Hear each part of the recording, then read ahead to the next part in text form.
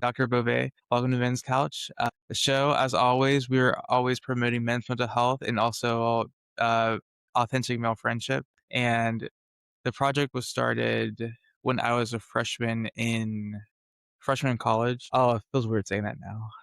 Yeah, Way back, because like like I'm gonna be a senior this fall semester, so it feels weird saying that. congratulations. Um, it just started as like it was just me and my friends just getting together to talk about mental health. I didn't like think it would become like a big thing. Now it's like kind of really exploding, if you will. It's getting more attention from professionals and also more social media attention. So that's something that I didn't envision at like the start, but it's something that I see like this is a really good thing that is getting the attention that it is because uh, these are topics that I feel like a lot of people are very hesitant to talk about, or just there's like maybe spaces for it, but not like on a wide scale. But yeah, I'm excited to know about what your research has been on men's friendships and also what your research has been on sexuality. Yeah. So I got my PhD in human sexuality education at Widener. A lot of people come through that program and do a lot of really good work. And while I Mm. was there, I really just focused on masculinity studies. I kind of made, I almost made my own curriculum in a way because like there wasn't really much there. I mean, Dr. Heasley, who was on your show before, taught a Yeah. men and masculinities class, but so I was sort of the probably the student that I don't know if my teachers liked me or not, but like I was always, whatever the project was, I was like, I'm going to find an angle to talk about, men's identity and men's friendships, Yeah. men's, so that was kind of my thing. I worked a lot on the literature on men's identity development. And then that ties into a lot of what you just said and a lot of the stuff about Hmm. men's friendships. And then that was my dissertation. Well, a very It's really interesting. a very specific aspect of that, which, we can get into, but yeah. Yeah, that's very interesting that you because I'm very like I'm interested in all this stuff and I feel like making like and going approaching it like academically and also like research based, I think it's important. I also like felt it was like I think like for the longest time I felt it was just weird. It's like okay, I'm just interested in this very sector masculinity or mental health. I'm very interested in the development of friendship and also how we perceive our own identities and how we relate to other men. I think that's very important in when we talk to other men. How are we expressing our identity and how are we acknowledging other people's identity? I think and that also of course ties into mental health. Over the past 5 or 6 years, there's been like a lot of articles being published about the loneliness epidemic. I haven't done much research on that. I've done like a ton of research on friendship. Like I have a book right here that like I have right here. Oh yeah, yeah, Nardi. Yep, yep. Okay. That's Okay. that, that, that that's a big one. Yeah, that was So yeah, you're familiar. yeah, yeah, yeah. So I've done like a lot of research on it. It's pretty interesting and it's something that I want to just explore more, whether it's academically or research or just like as like a rising therapist. So yeah. Have you read Niobe Way's book, Deep Secrets? It's somewhere in here. Yeah, I mean that book really changed my understanding of sort of adolescent men's friendships. Really, really good stuff. I just have so many books. I don't know where it Yeah, is of right course. now. So No, I know. I don't always remember all of them, but that one made a real impression on yeah. me. But yeah, I mean, what you said about identity management, I mean, that's key, right? We know the components of communication, and there are several components of communication, one of which is identity management. So it is a Hmm. big part of communication. Like communication scholars will tell you this. Yeah. And there's a piece of masculinity in there. When I did some research on men's identity, right, my whole theory, I'm not really a theory, I mean it's backed by the literature, but basically it's sort of what we know from the research, and I'm sure you just know this intuitively, is that Mhm. sense of belonging, or what they call belongingness, right? Belongingness is just a key human need, right? Yeah. And I think the thing with masculinity historically, and maybe it's changing. I think in your generation it's changing, and that gives me hope. But in order to belong to the masculinity club, right, you had to adhere to certain rules. Yeah. And masculinity has historically been pretty narrowly defined. I And have so something to add to that when you're okay. finished. Well, I'll try to be brief. Basically, the Yeah. idea is because the idea is like, how do we explain men things like bro code? Things like trying to be a bro or whatever. Men like excusing other men's bad behavior or that kind of stuff. And my answer is, men really want to belong to the club. They want to belong to a group. Yeah. And since masculinity is so narrowly defined, and you can get kicked out kind of at any time for Yeah. like all kinds of minor transgressions, there's always this pressure that you're not going to be in the club anymore. And so Mhm. so it drives a lot of men's interactions, like their social interactions, their relational, interactions. It's driven by this fear and this sense of like masculinity so narrowly defined that if I'm not in that, what do I have? Who am I? Yeah. Yeah. What I've noticed in my generation is that a lot of young men seem to be exhausted by the standard or by like a narrowly defined definition of masculinity. I see them like they're very just tired of performing, tired of trying to keep everything together. And they're just like, they'll like what I see is like just they feel like they have to like wear a mask. And then like when things happen, they'll like say to me or like to other people's, well, I'm not like actually like I'm not as like I guess the word is like I'm not as kept together as I seem to be. And I'm just like tired of always trying to be on whether socially, whether it's how they feel in regards to their identity, always having to feel like they need to be on presenting a certain way. So Mhm. I think that's what I see. And I think I also see that contributing to a lot of anxiety. So I think that's yeah, I can see that. Not to say that like I think there is like you said, we're getting better in how we are approaching our masculinity, but I think the effects of like historically, I think Gen Z we still like internalize that. At the same time, I think how it shows up is just more like exhaustion. Yeah, that makes sense. And I mean, the thing about the historical arc is that men's movements have been like 1 to 2 decades behind women's movements historically. And so, Hmm. like, all of the accomplishments of feminism, all the way through, into the 1990s, the aughts, one of the major triumphs of feminism is that it's given young women multiple femininities that are maybe they're not equally valid. I mean, let's not go too far. There still is a Hmm. femininity that's more valued. But like, you can look at like an athlete femininity like Serena Williams or Simone Biles, or Hmm. you can have like the CEO, femininity or the politician, AOC or something. Or you can have kind of more traditional femininity and so on, right? And so like women don't have as much of that pressure that, oh, if I'm not this exact standard, I can't have any femininity, right? I can't connect. Yeah. Whereas men, Yeah. and it is changing for younger men because I do think you have younger men who like are more comfortable with dressing in different ways than men used to Mhm. dress, when I was growing Yes, up, that or yeah. presenting themselves, in different ways. And so that's a positive. I mean, I think that's definitely a positive, but we need more of that. Yeah, I think in regards to femininity, I think there's more like women might have more freedom when it comes to expressing themselves, and they might have more like variability and how they express their identity. They're not like they don't have to be afraid of being like gay or call it like, oh, you're too like feminine or anything. There's not like that fear that is like holding them back that I see like with and like what we talked about earlier with a lot of men is like that fear. I'm also interested because you mentioned you're Gen X. So I'm interested in how like what you've witnessed in masculinity for Gen X and versus like now with Gen Z. Yeah, I mean, it's interesting because it also depends on when in Gen X a person is, right? So like Yeah. I sort of came of age and my college years were the early 90s. And in Yeah. a way My parents were the early 90s were like a really good era for some form of expansion of masculinity, right? Mhm. Because we had like, just consider like the grunge movement, consider Yeah. the difference in like glam rock of the 80s and sort of the Mhm. sexualization of women and the sort of, that kind of thing that happened in that period. And then grunge was like much more emotional and much more about like expressing your feelings and expressing difficult thoughts. I mean, Like real things. like Nirvana's music's all about that, Yeah. right? And so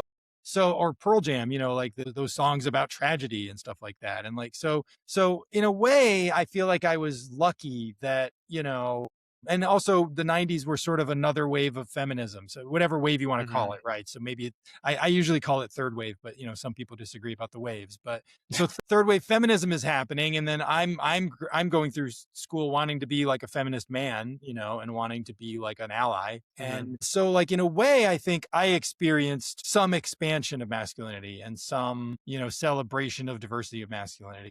And then, but then, of course, I Mhm. witnessed the late 90s into the 2000s. And then we have culture is cyclical, right? So, Yeah. sort of, we go from progressivism, liberalization to regressivism, and then liberalization.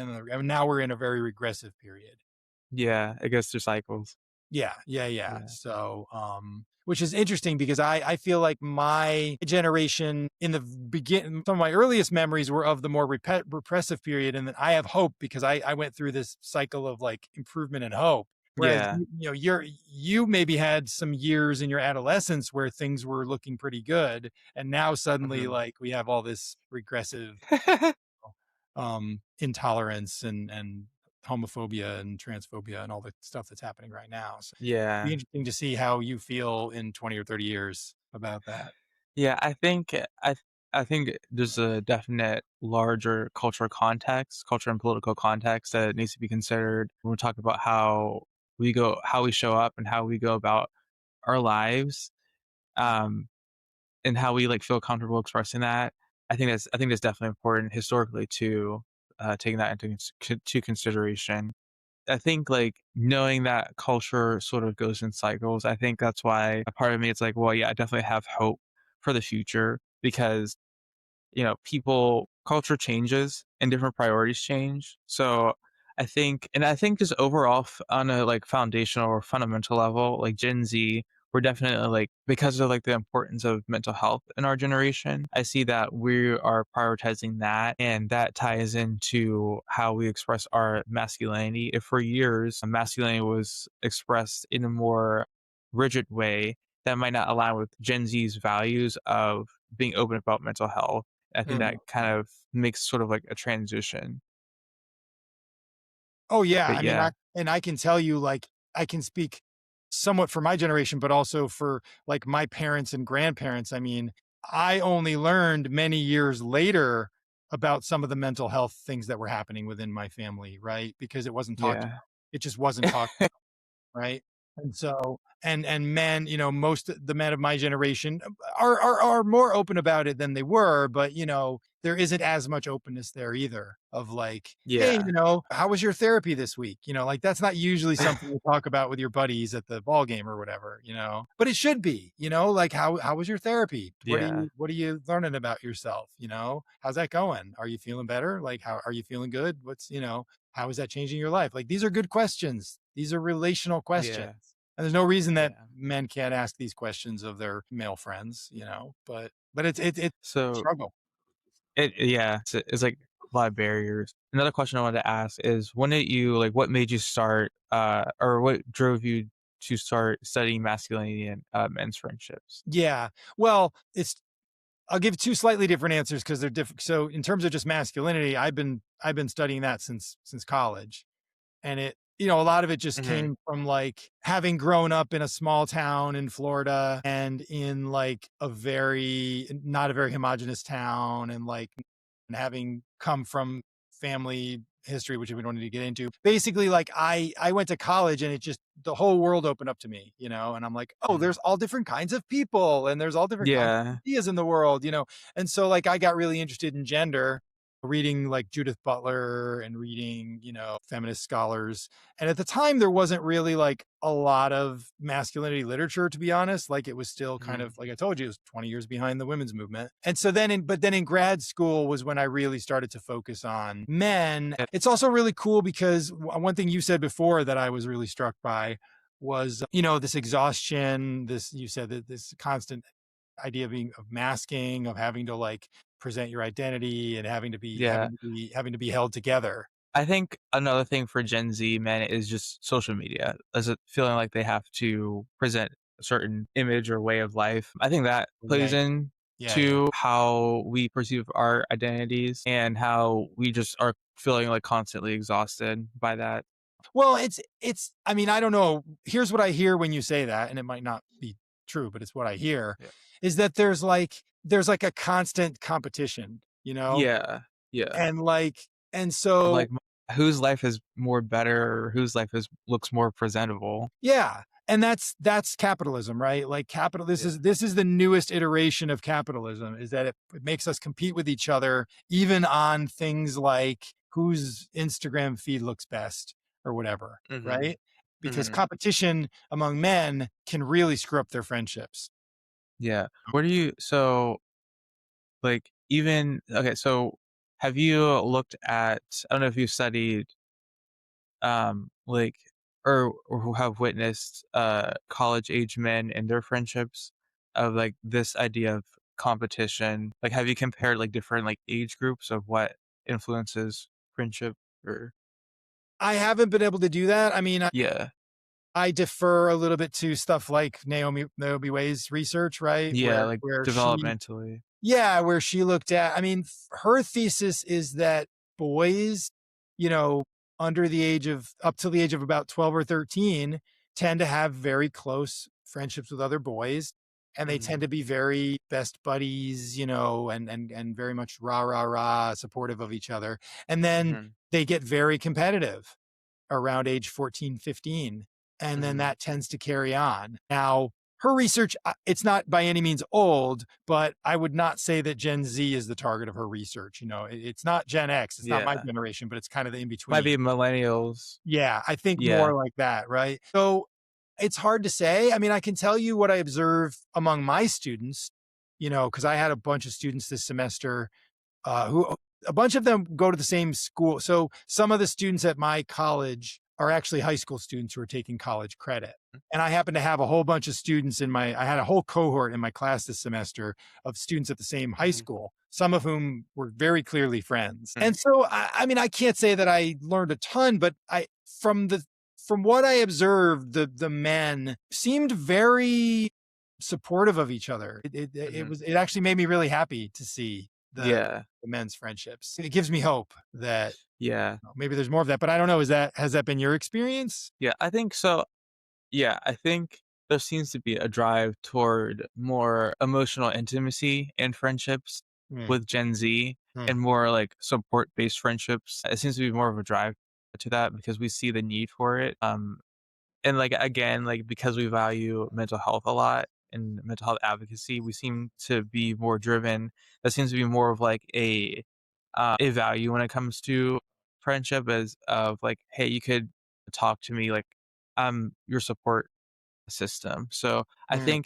I think there's does seem to be a difference. I think there to a degree, if men don't have language for these things, that it might be a bit harder for them to either ask or receive for support from other men.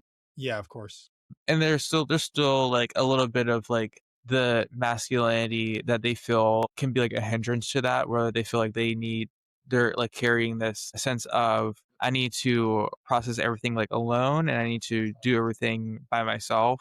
There's that aspect, and there's also like the looking strong, wanting to look like I mentioned earlier, like you have everything together. And inviting like that vulnerability from like another friend can kind of go against that identity that you've built up for so long. Yeah. The identity of yeah, I'm very independent, very self-sufficient, which I say like to a degree, there's nothing wrong with like independency or like self-sufficiency, Of course. but I think there needs to be a balance of having support around you and having in in having that be friendships. I think too, and I think society for like a long time, we've seemed to value romantic relationships above friendship. Like my personal belief is that friendships can be just as important. They're two different like relationships, but I think they're socially so important. Yeah. So, You're a relationship anarchist, yeah. you know. So I mean, that's one of the key tenets of relationship anarchy, right? Is that we shouldn't privilege romantic relationships above all other relationships just because they're romantic relationships. You yeah. know, it's okay to privilege a romantic relationship, like if you have reasons to really value the other person's time or whatever. There's nothing wrong with Hmm. that. But if you have really deep friendships, you shouldn't just say, "Oh, well, my new romantic partner is more important than my friend." Like, no, Yeah. If you have Yeah. deep friendships, that's intimacy, and But yeah, no, I really like what you said about you have to strike this balance, right? Because some of the traditional aspects of masculinity are not necessarily bad things. Yeah. Self sufficiency is good. Strength is good. There are times when having emotional strength, or having not emotional strength, but having like being a little bit emotionally reserved, there are times when that can be good and positive, Mm. but it's just, we spent so much of the history of humanity saying, okay, here's a line, right? And we're going to put 3 or 4 human qualities over here, and we're going to make them we're going to give them to men, right? These are these few qualities. And then we're going to give vulnerability, sensitivity, empathy to women. Well, Yeah. that makes no sense. Like, why are men not capable of deep empathy? Why are men not capable of vulnerability? Right? Yeah. Why would we not want to encourage vulnerability and empathy? And yes, we Mhm. also want to encourage strength. Like, of course we do. But it's a trap. It's a trap to think that, I yeah. we have to have one. And just in terms of the theme of your show, right? Like, Yeah. of course, men's mental health is affected when there's all of this pressure. Yeah, my whole show is like the opposite. It's like it's like okay, like it's weird because I was very hesitant of starting a show where we talk about like we talk about our lives because I wasn't like at that time as a freshman and just I tell people all this all the time. Before I met my current roommate, I was very like very avoidant, very closed off. Even though I'm a sensitive person, I was still very like closed off, very like avoidant, very like, yeah, don't help me. But he like it was funny because like I think when I was moving in freshman year, he like forced help on me. He was like, no, I'm gonna help you. It Mm. was a very different version of masculinity than what I'm used to I'm of wanting to do everything like alone. And I think that's also like I think there's a stereotype of men being avoidant. I think to a degree that can be true because like if we prioritize like hyper independence and doing everything by ourselves, then it's going to be harder for us to hold a friendship. And for Yeah, of me, it course. was very like in the initial stages of my friendship with my current roommate Alex, it was very hard for me to like open up to him because like I'm not used to this someone caring and someone wanting to like pursue me in that way. So it was very new, but it also changed like forever. It changed my like how I perceive my masculinity, then also like just how I relate to people. Yeah, I mean, that's great to hear. I mean, the key word there is help, Yeah. right? The ethos of help, or I'm trying to I'm blanking on the name of the scholar, but there's a famous feminist scholar who talks about the sort of ethics of help, and the idea of like help as a help as a fundamental human ethos. And Mm. yeah, I mean, that's exactly it, right? Instead of I'm gonna expect you to do your own thing, and maybe I'll intervene if things get out of control. It's like, no, no, how can I help you along in life? Like, that's And I didn't know how to take that initially because I was yeah. like, I don't know. I think that's also another thing too with college, being exposed to different um relational dynamics. You're exposed to new things. When you're so used to, being operating in a identity for so long. Like for me, it was just, oh no, I'm not gonna ask for anything because I feel like asking is like sort of like a burden or it doesn't like I'm not man enough if I do ask. So Mhm, that like I was mhm. operating like out of that for years, and then Yeah, I met right, someone that was like completely different. I'm like, of I course. don't. It was really like I didn't know how to. It's funny because like I look back now and like completely different because like I have a whole podcast on it but before, like, that's kind of where I started. It's like, I don't really know how to I don't know how to do this. And I think Well well, yeah, and the other thing, I mean, like, the other piece you mentioned, you showed Peter Nardi's book there, and one of the important things about Peter Nardi's research is that he researched a lot of gay men's friendships. mm, So there's also compulsory heterosexuality as part of this. So, like, yeah. straight men struggle more with all the stuff that you and I are talking about right now. Straight Mhm. men struggle a lot more with this than queer men do. right? Mhm. Which isn't to say that queer men don't struggle, but like there's already built within queer male culture much more mutual support and help and Yeah, vulnerability and all of that. It's more built yeah, in to gay culture than it is to straight culture. And so like yeah. that's another piece of this whole thing. Even if you're not queer, even for straight men still need to learn this. Yeah, that's what I've, like, figured. That's what I've at least experienced, because 'cause I'm straight and witnessing friends that are either gay or bisexual, it seems like the emotional intimacy factor or just even being open seems to be a lot more easier because not saying that like everyone's like that, but for them it might be a little bit more easier because that's a thing that they value a lot. Yeah. Yeah, I mean, I would even argue it's one of the ways you know you're queer. It can be one of the, or I should say, it can be one of the ways that you know that you're queer if you have those values.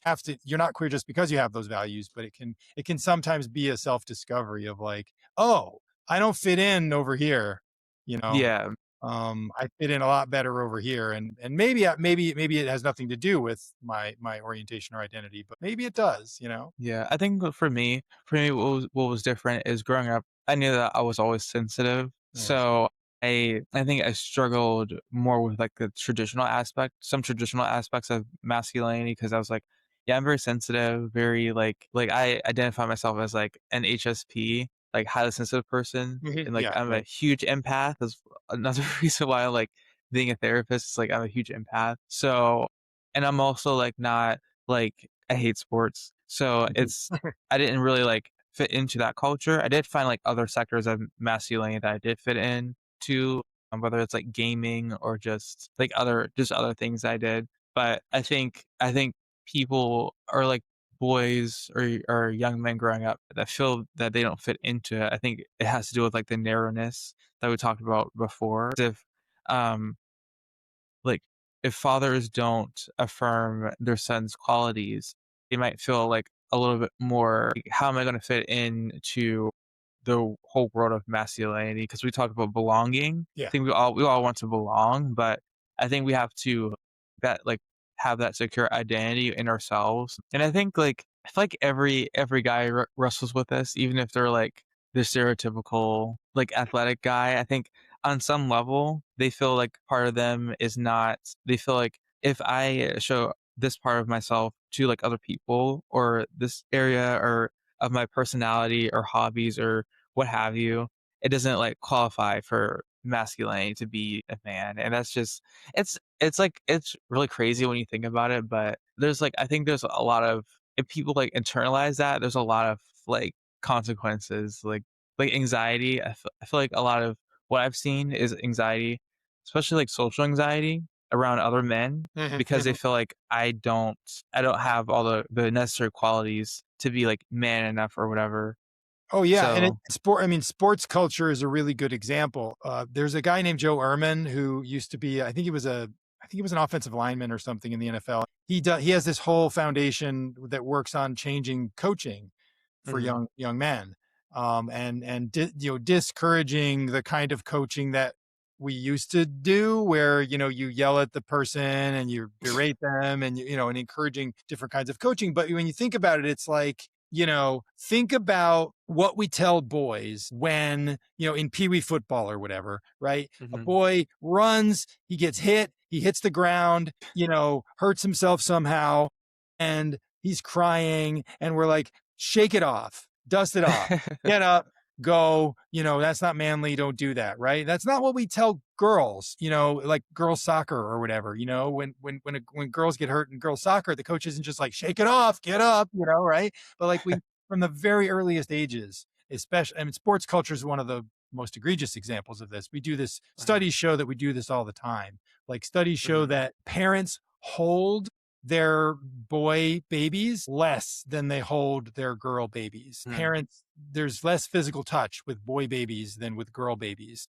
There's less soothing phrases. There's less, with boy babies than with girl babies. So even from the earliest ages, we are encouraging boys to be like, man up, dust yourself off, don't cry, get up, do it, and that I don't Yeah. think that's changed as much as I would like, even for your Yeah. generation. Like it's changed a little, but I don't Yeah. think it's changed enough.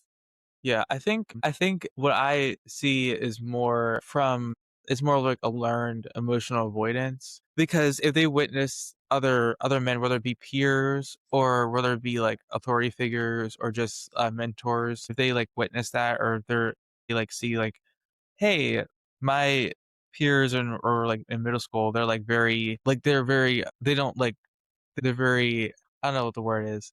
Like they don't talk about anything. They don't talk about like real things or Mhm, if mhm. they like witness um like oh my granddad never talked about his feelings or anything so if they Yeah. like I feel like if they see that then when they're become into adulthood then they don't that's not like that's a learned emotional avoidance and they don't they're not I think some men might become like so like avoidant that they might become detached from what they actually like feel Yes. Yes. and they become like they're like I don't even know and so we have like issues that of what I talked about earlier is like operating from a mask if they operate that way for so long they're like well I'm not even like in tune with how I actually feel or what I actually want who I Yep. actually am it's like goes into like identity things like well I don't even know like what my authentic self is because I've been like so operating and really I think it's also like there's also a people pleasing thing that comes into play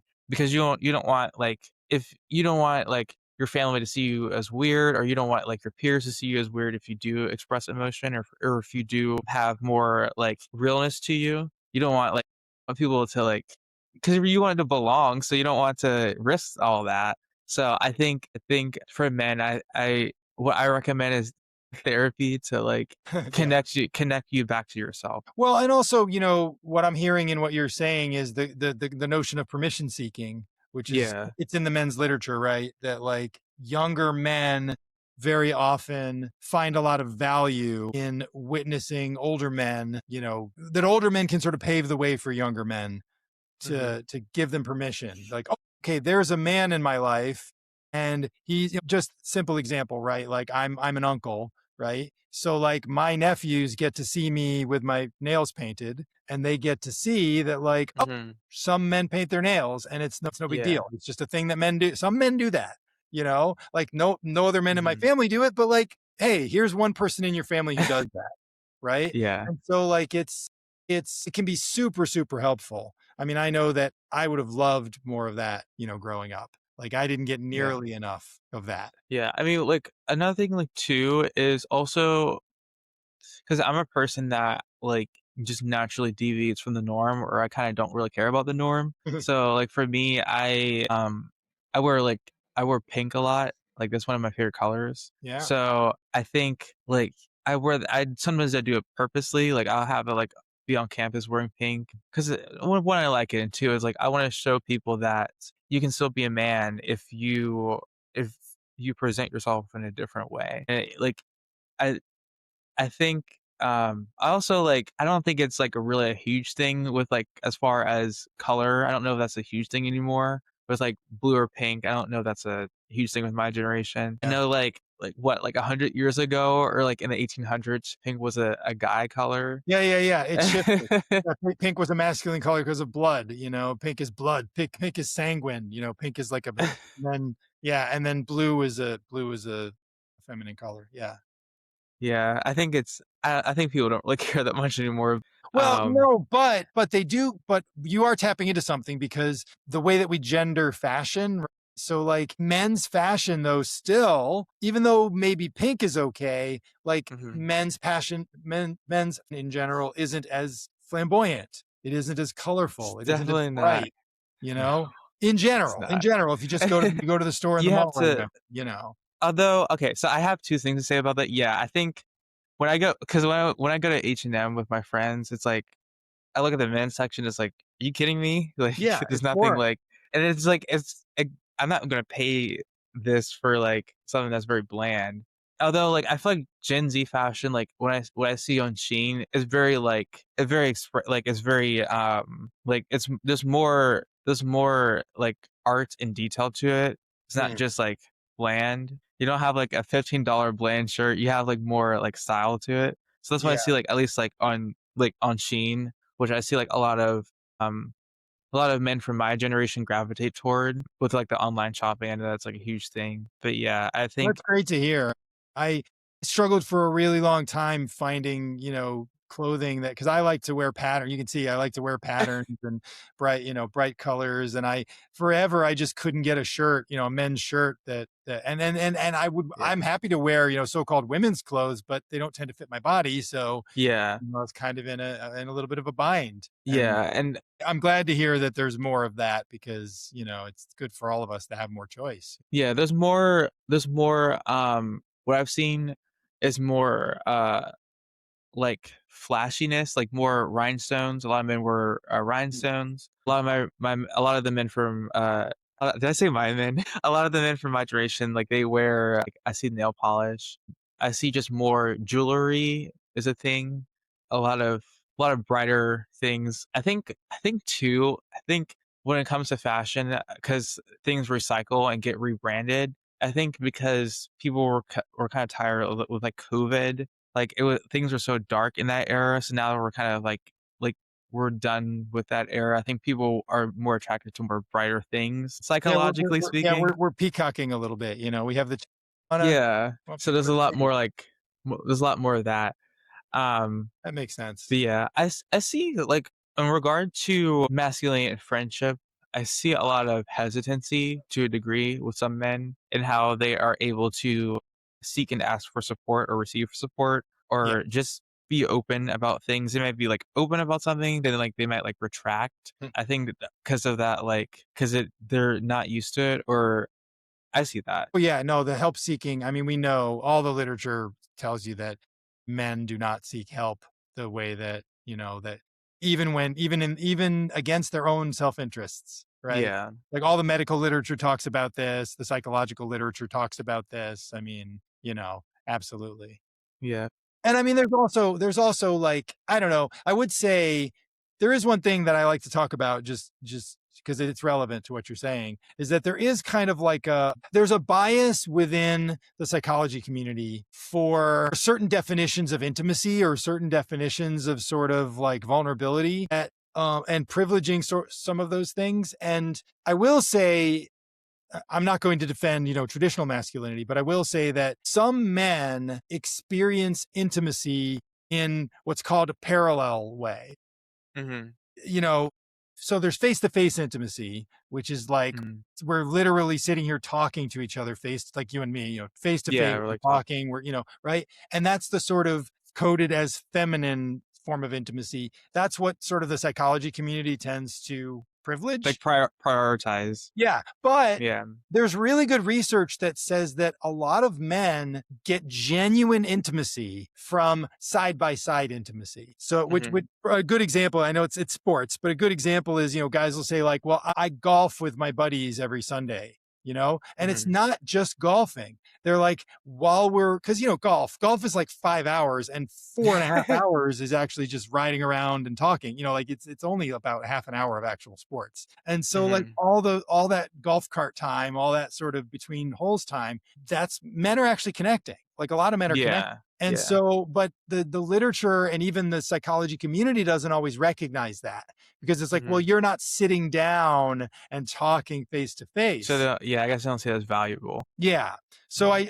I always try to sort of encourage everyone who thinks about these topics seriously, and you obviously do, to remember that there are men who might be demonstrating some of what we want in terms of intimacy. They're just not Hmm. doing it in the way that I don't want to say want them to, but maybe Yeah. that we think they should be doing. And sometimes that gets forgotten. And so it is important to note that can be a thing. Yeah. I think it's healthy to have that balance of, you know, intimacy during activities and also intimacy during talking. Yeah. So I think if we have that, we can have more of like a balanced approach to our masculinity and our friendships. I think because I think we also have to like acknowledge that everyone's like comfort level in regards to emotional intimacy is going to be different.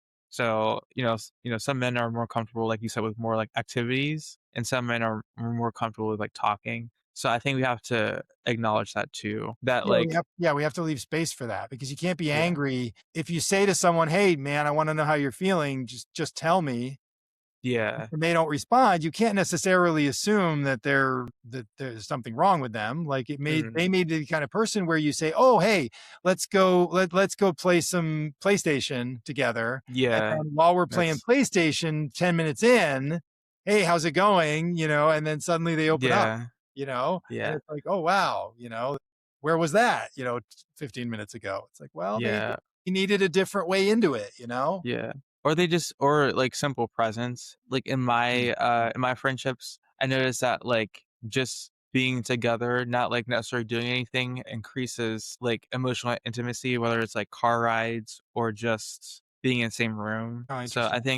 like, I think too, like, even not talking, I think that could, encourage people to kind of, like, "I feel comfortable now," because they kinda get warmed up to the other person.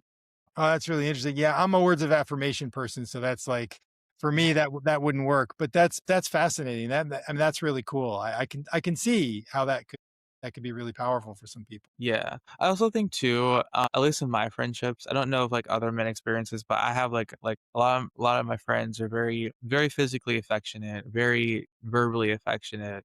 Mm, Um, I think that kind of I don't know if that's the norm for like all of Gen Z. I can't like I don't want to generalize, sure, but sure, that's sure. definitely seems to be like a shift in some way. That's a big shift. I mean, I would say again, not I can't speak for all Gen X, but like that is not a common experience for Gen X people for sure. Yeah. Like, obviously, some people have that experience, and I had more of that experience in high school because I was in theater. Like, all the theater Yeah. kids were like that. The theater Yeah. kids were like that, but the non-theater kids were not like that. So, like, a Yeah. lot of the people in my life, like the dancers that I know, I mean, like, Mhm. social dancers, people who do, like, blues dancing and that kinda stuff. Dancers tend to be more physically affectionate and, like, that you get that from them. But, like, a lot of the gamers that I know are definitely not physically affectionate at all. Yeah. I don't know. I can't really point to why.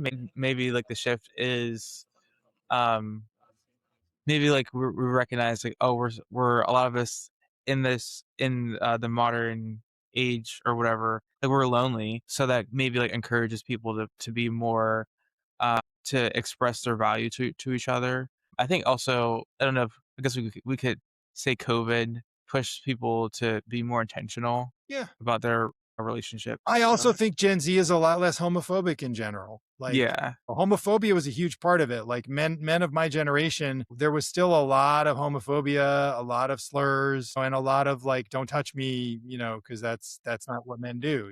And so like physical touch, you know, I is discouraged among straight men in general of straight men of my generation. I mean, again, there's certainly Gen X men who have different experience, but and there's certainly plenty of homophobic Gen Zers. But I would say if you surveyed 100 Gen Zers and 100 Gen Xers, you would find a much higher ratio of Of homophobia Gen among Gen Xers. X, yeah. Yeah, I think there's a lot definitely a lot of hope for my generation to change the trajectory of masculinity. Yeah. There's a lot more of, hope for that. I think, the biggest issue I see is with Gen Z is not having an idea of what their own authentic masculinity is. They feel like they have to, like, because of the constant comparison and a constant, I wouldn't say, I don't know if it's like competition, but like maybe it might be, I think it's just more hidden where they feel I have to blend in with everyone because I want like a level of social acceptance. And Mhm. that might like,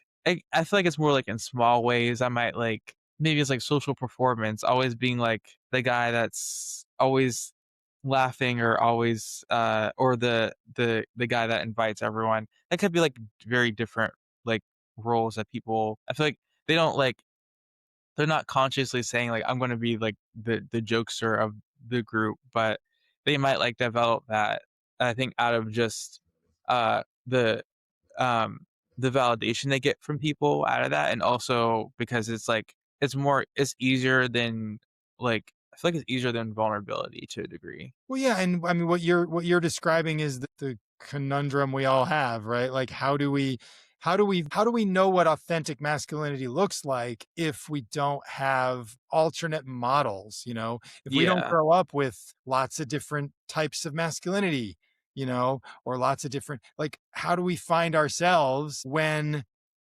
in the void, right? Is kind of, Yeah. yeah, I mean, it's a real challenge, and it's a challenge for men especially. It's a challenge for everyone, but it's a challenge for men especially. Yeah, I think too, going back to like the narrowness, maybe that's how like the like narrow like this idea of narrow masculinity, how that affects Gen Z is that we feel that or like certain members of Gen Z feel that okay, there isn't like I don't have a solid definition of like masculinity, but what's already out there is like there isn't much out there. Yeah, If I don't adhere to this norm, then if I go in this role, I feel more comfortable with people accepting me and, like, easing into social acceptance. of course. Like, for example, for me, like, just me being sensitive, I wasn't sharing that with people. I wasn't as open, kind of like what I said before, I wasn't as open to talking about things that I was going through. So I kinda developed this role of, "Okay, I'm just going to help everyone else, but I can't allow people to like, uh, I can't receive." Yeah. So that could be, like, a role that's, like, developed throughout the years until you're like, "Wait, this is actually, like, very exhausting." Yeah.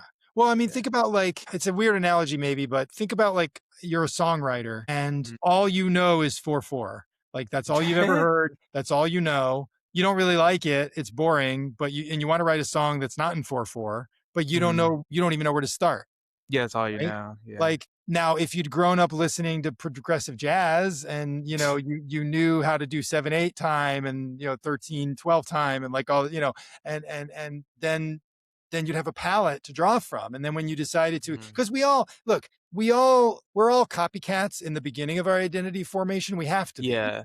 We're all plagiarists as teenagers. And then eventually, like, we get our tool set, our toolkit. Like, I remember I wrote a play like first year of college, and my high school teacher read it and she was like, "It's really great, but you need to give credit to Samuel Beckett, because it was very much like Beckett, and it's a huge influence on me. And I hadn't developed my voice yet.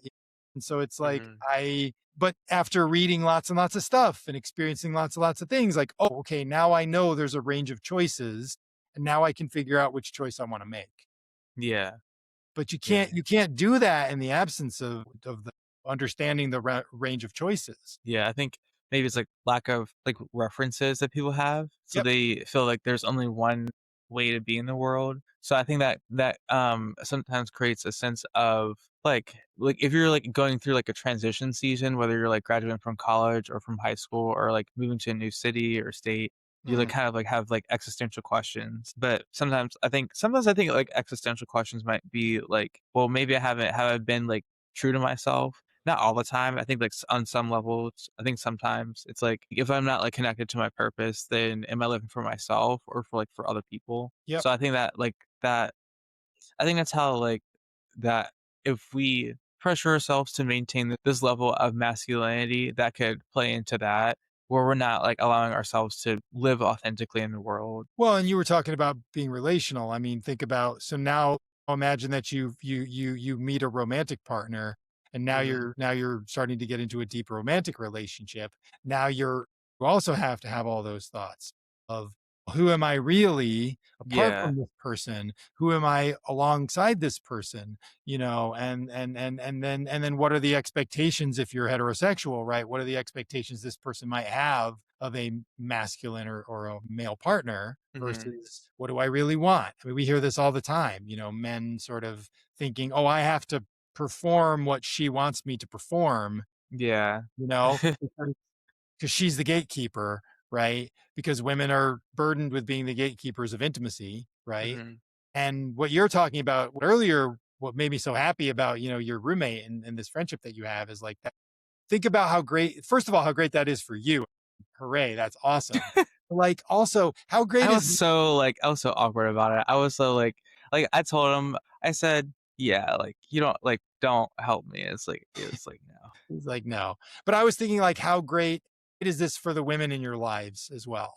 you know, Mhm. because again, women have been burdened with the expectation that they're going to carry the emotional weight, right? Yeah, it They're going to seems be like the a lot of leaders. now that you mention that, a lot of, like, the emotional intimacy that I have is with, like, a lot of my guy friends. I have, like, a lot of female friends, don't get me wrong, I have a lot, but, like, a lot of the emotional intimacy seems to be, like, talks with my guy friends, which is another shift. So I think on some level, I think Gen Z is developing, like, mindful masculinity, they're being more mindful about things. They're, Mm, like, asking or like, asking, like, "Okay, well, what's healthy?" You know, what do I actually want? And I think because people may have been like bombarded with a lot of messages of how they're supposed to be that they get like so like exhausted of living that way, and then they want or exhausted from performing, which I could talk a lot about like performing when it comes to friendships. I think a lot of men feel they have to like perform, whether it's like trying to be I don't know. There's a lot of ways that we tend to try to, like, show off to, like, I guess, impress the other guy, yeah, but, like, what are absolutely. we doing? But I don't know. No, But, it yeah, I manifests think itself in all kinds of places too. Like I was telling you, so I'm a board gamer and I'm actually going to be near Pittsburgh in a couple of months at the World oh, Board Gaming interesting, Championships. So yeah, out at Seven Springs, there's the World Board Gaming Championships. interesting. It's not all men, but it's like 90% men. Competition, performance, like stuff that happens, even in board gaming. Like you would not think of that as the most masculine sport. Some of the stuff that you'll see with like performance and like competitiveness, it's difficult for me because I'm It's also very an HSP, so like it can yeah, be hard. it's very subtle. I feel like it's sometimes it's like, well, I have like, you have a car, but, like, you don't intend to be so performative, but, like, once you get validation from different things, like, okay, you have a really nice car, or you have, like or you work out a lot, or I don't know, you're very, like, intelligent. So those things, like, those are good things, but I think if we are attaching our identities to those things and our worth towards that, then we feel like we need to, like, present that all the time, and that could be very, like that could be that could lead to a level of performance and trying to like we're trying to impress our friends when really we want like genuine acceptance from people Yep. for who we are, our like Yep. authentic self. And if we feel like we have to like if we feel like, oh, my friends won't want me around because I don't have like X, Y, and Z, then I think that's what we crave is like the true belonging, but that has to come through a level of authenticity. Well, and yeah, and reinforcement, right? So like I always say that I'm not a big fan of saying I love you because it's such a generic thing to say, but I Mhm. really really like saying or hearing I love the person that you are. Yeah. Like I don't just generically love you, like I love the person that you are. Yeah. And that's like such a more meaningful thing to hear. And it's not about performance. It's not like, oh, I love your sense of style or I love your car or I love, whatever. I no, no, I love you. I love you when you're angry. I love you when you're happy. I love you when you're sad and when you fail. And I love you when you succeed. Yeah, I think that is, I think, 1, that is scary to a lot of men, and then I think 2, I think they don't have, like I think some people might not have, like, experience with that because it's, like, unconditional positive regard, Yep. and that unconditional acceptance is, like I think that's also what made me feel uncomfortable initially in my friendship with Alex, is that I'm not used to this unconditional positive regard. It's like it just because he's like, oh, because whenever he approached me, I was like, I really wanted because we originally we weren't supposed to be roommates because it was like band camp, so we were still deciding dorms. So it's like he approached me first. It's like I really want to be your roommate. It's like, well, I'm very like introverted. I'm very like standoffish. So he was like, yeah. And I was like, I wasn't used to that like acceptance of my personality. Mm. So I think, I don't know if like a lot of men can relate, is that yeah, like we feel that we don't know how to receive unconditional positive regard in that way, where we're like, okay, does this person still enjoy my presence when I'm like at my best, or if I'm not, what have you? I think if you experience that, that's more of like I guess you can call it like I don't know, like a new emotional experience or new corrective experience or whatever. It's very Yeah. new. Well, and where are you going to get that? Like where are the cultural models for that, right?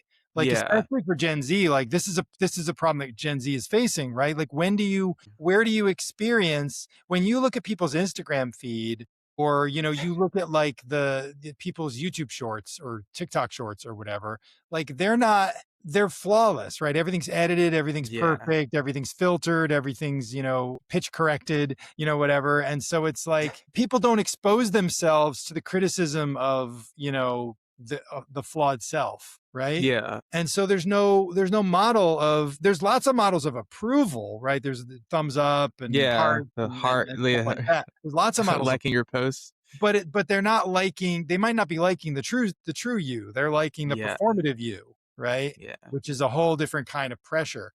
And for men, we don't have models. Like, who's the model of culture wide, looking at politicians and actors and, athletes and whoever. Archetypes. Yeah. Who's the model of the flawed man who also gets unconditional love? Right? No, Yeah. it's the successful man. It's the, accomplished man. It's the winner. Mhm. It's the whatever, right? I mean, I'm not saying there's none, but there aren't very many, Yeah. Yeah, there's right? not. Yeah.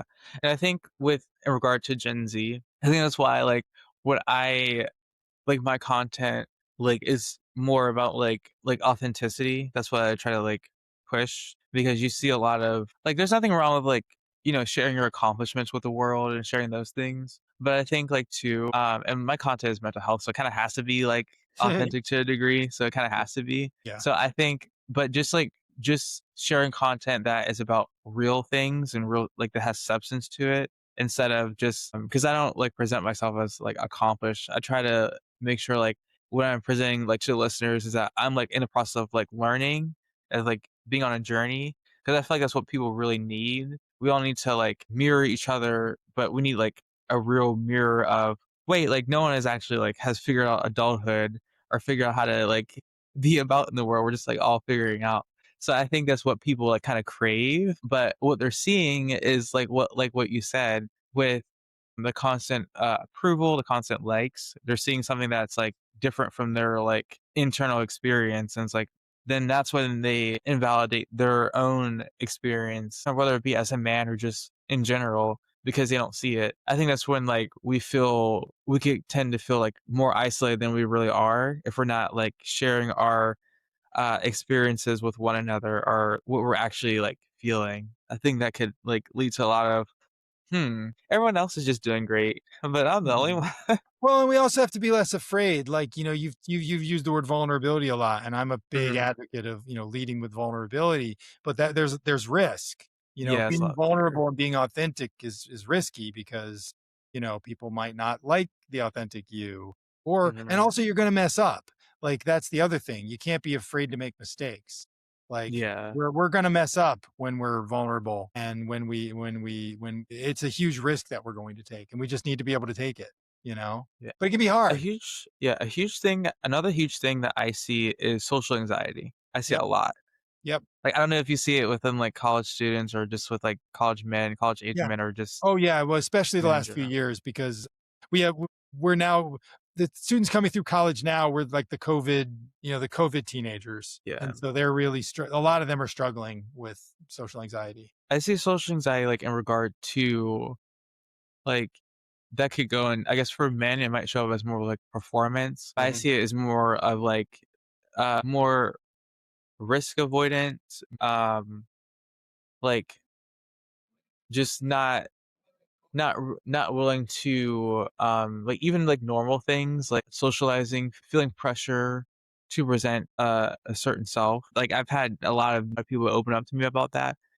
And I'm like, if this is a common thing, then what are we mindfully looking at our identities? If this is like so common, like this social pressure that's causing social anxiety, and we're not like if what we crave, there's a difference between like what we crave and like which is like real intimacy or real like belonging. There's Mhm. a difference between that and then like what we're either getting or what we're like what's happening. Oh, yeah. Yeah. No, and I mean, I think you've hit the nail on the head. Like, that's, and authenticity is not, I mean, we use that word, but, we are social. Humans are social. We're primates. And so it's hard to, I don't think we can we have to be careful not to get too philosophical about being authentic. Like Hmm. we are naturally social, and therefore we naturally mimic, and we naturally sort of, um, alter ourselves in order to belong in social situations. And that's not inherently a bad thing as Yeah, it's long as we're not. not doing it all the time. Yeah, I think that's where the exhaustion comes from. Yeah. Is that like that? Then that becomes like your whole like identity. Oh yeah, I mean, look, I'm autistic, so you don't have to talk to me about masking. I mean, I know all about that. Yeah. So I think that's I think that's what it comes down to. I think also with because you mentioned an important thing of I think or like I think some people might feel like, well, does that mean I'm fake? I don't think it's that like people are fake or like they're faking it. Yeah, to a degree, you want to like it's okay to have like a social mask for like that specific time, but like it's more like the pressure behind doing that all the time. It's like we gotta like tackle that pressure if we want to have like real relationships. We got to tackle like where's the pressure coming from? Because sometimes it's coming from like I have all these like beliefs about how I should be, and that's not actually like that's I'm like been suppressing my like actual identity based on the beliefs that I've carried for so long. Yeah. Yeah. Yeah. Yeah, and it manifests in all kinds of ways. I mean, like it manifests in dating, where people will say that they're attracted to people, but it's always like they're attracted to the socially normative, attractive person. But That's then deep interesting. down, yeah, deep down, they might not actually be interested, but they Mhm. feel like they have to perform that. They feel Like, like ideally, I'm attracted to the ideal. yeah. Yeah, or they feel like they have to be at a party, they have to behave a certain way, to, like, Yeah. hit on people or something, but that's not really what they That's not want, right. Like, that's not necessarily what they really want deep down, but they can't access what they really want because they're too afraid that if they access what they really want, people will Mhm. perceive that as bad, or people will perceive that as not Yeah. not bad, I mean, the idea of like, brotherhood, for lack of a better word, I think can be a very powerful thing as long as it doesn't become an exclusionary club, but rather I appreciate you for your mutual humanity and your Yeah. beauty and uniqueness. And like, I'm on your side. I mean, not just because you're a guy, like it's because you're a human being, but okay, Mhm. if it takes, I'm on your side because you're a guy. Okay, maybe that'll open the door. I don't know, but, like, I more of think the sense that's of that mutuality I think is really important. I think that's why I never like, this is my personal belief, and I have friends that are in fraternities, but I just never because you know, but I think too, when it comes to, like, the sense of brotherhood, I think what people really want is to feel included, but without feeling like they have to perform to be included. Yes, yes, yes, exactly. Yeah. So, and I think I see that a lot. It's like, people value, relationships where they feel like they don't have to, uh, measure up to a standard or measure up to a certain, like, masculine ideal. So I feel like there's more, like, there's more intimacy, there's more, like, happiness in those, relationships, so Yeah, absolutely. I mean, it's why if you can't find some solace with, interpersonally with someone else and be able to be your true self, like how can anybody spend their whole life just performing a self that they're not, right? Like, I mean, that of course yeah. that's going to lead to misery, that's going to Yeah. lead to anxiety, all the words you've been using for this Well, last and the hour and thing a is, half. like, when I've, like in conversation with my therapist, he said, like, men, even in their, like, you know, 40s and 50s or what have you, like, they start to realize, like, "Oh, like, I've actually been performing for, like, a lot of my life." Mhm. So I think, Mhm. like yeah, Yeah, absolutely. Yeah. yeah, It never goes away. Masculinity is a exactly. performance. I mean, you can read about it. I can off screen, I can recommend. I'll email you some books to read. Yeah. Well, this was an amazing conversation. I don't know if you have, like, any other points that you wanted to go over? No, no. I mean, I always like to talk like a man, but it's too much. Oh, I for yeah, I forgot about We're that. already 90 minutes in. It's totally fine. No, I it's forgot about Talk I've Like a talked Man. about it on other podcasts. It's totally I forgot about that. no, no. It's just because, well, because the only thing I want to say is that like what gets me excited about this movement and like what got me into men's work was the idea of presenting alternative masculinities, more broad Yeah. forms of masculinity, and as a form of social modeling. And that's all I really want to say about it, is like that's what Talk Like a Man is. It's just supposed to be like, here it started as like a Tumblr where I had like Mhm. all of these memes, and all these links to just like different ways of being masculine and different. And so like Mhm. that's really what I'm all about, is just saying like, you know, I feel it's going back to my analogy earlier. It's like I'm the music teacher who's exposing everybody to all the odd time signatures. Like I want to make Mhm. sure that young men know that like there's all kinds of different ways to be a man, to be masculine, Yeah, I think and that's yeah. So yeah. that's really I that's the crux of it. That's the whole point of the project. Going off that, I think that's very valuable to young men, especially, or people that are still forming their identities, to see that there can be, like, variation or variability. I think that can encourage people to really, um, really avoid, adopting an identity that isn't them when Yeah. they see, like, other ways presented, so Yeah, I mean, let's cut it off at the pass so that we don't have as many men in their 40s and 50s, feeling like they've been performing yeah, for 30 years. yeah, so Right. But yeah, thanks. No, it was really good. It was good talking to you. yeah, this is an amazing discussion. I'll let you know when I publish this. It will be very, like, probably far in the future because I have so many different episodes and projects to work Oh, I on, understand. so I understand. Trust me. I've had episodes that took me 6 months to get out. I'm subscribed to your YouTube channel, so I'll probably get a notification. Okay. That's solid, that's good. Yeah, thanks. It was good meeting you. Yeah, good meeting you too.